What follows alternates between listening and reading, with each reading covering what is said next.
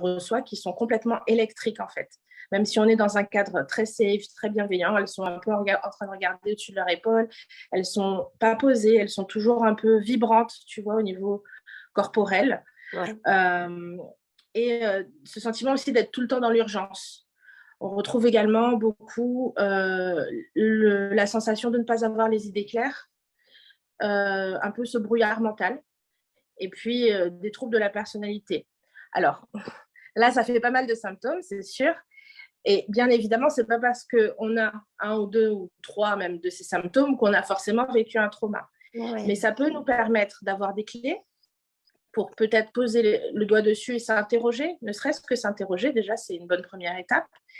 Et ça peut permettre aussi d'expliquer une paranoïa, une anxiété, ou même ce qu'on appelle un mauvais caractère. Parce que moi, j'ai beaucoup de gens qui viennent me voir en me disant « Oui, mon enfant, il est difficile, je ne sais pas quoi en faire. » J'ai des hommes qui me disent « Oui, ma femme, elle est hystérique. » Oui, sauf que les enfants difficiles, les femmes hystériques, ne sont pas sans raison. Il y a forcément une cause à l'origine de ça. Vu comme c'est pesant, vu comme c'est nocif, vu comme c'est compliqué d'être cette personne-là, ce n'est pas quelque chose qui se fait par choix. C'est vraiment un mécanisme, en fait. Comme tu disais tout à l'heure, le cerveau est là pour nous maintenir en vie, donc c'est un mécanisme de survie. Ouais, ouais. Donc en fait, si on a un caractère de merde, c'est c'est peut-être juste parce qu'on a un trauma, en fait, tu vois. Alors, on en C'est un rigole, mécanisme de mais défense. Ouais, oui. en gros. Mais oui, mais c'est fortement possible, en fait.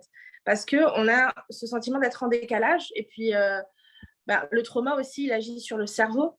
Donc, ça impacte la relation des autres, la relation aux autres, pardon.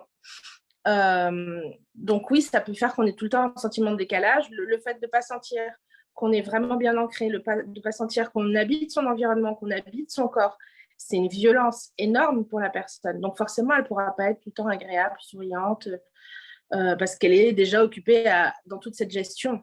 Ouais, comme si on peut avoir, enfin là, ça me fait penser à quand on a l'impression que la situation nous échappe. Et c'est vrai que ça peut agacer, ça peut frustrer.